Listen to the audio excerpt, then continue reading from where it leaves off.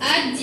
جس دور سے ہم گزر رہے ہیں وہاں باطل کا زور ہے، دشمن طاقتوں کا زور ہے۔ آئے دن اسلام کے خلاف مختلف انداز سے کھینچا ڈالا جا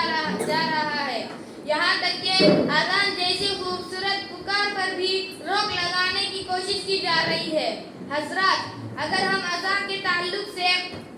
لاپرواہی سے کام لیں گے، اس کے لیے بہتر آواز کا، صاف آواز کا اور بہتر مؤذن کا خیال نہیں رکھیں گے تو پھر اللہ معاف کرے، لوگ اذان سے اللہ کی طرف بلانے والے سے بدظن ہو جائیں گے، پھر لوگ اذان سننا پسند نہیں کریں گے، اور جس کی وجہ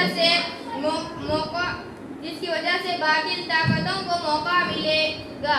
ہمارے خلاف، اسلام کے خلاف بات کرنے کا، اس پر شکنجہ کسنے کا موقع ملے گا۔ پیارے سامعین، ضرورت اس بات کی ہے کہ ہم اپنی مساجد میں مؤذن کا انتخاب کرتے وقت صاف آواز اور خوبصورت آواز والے کو ترجیح دیں،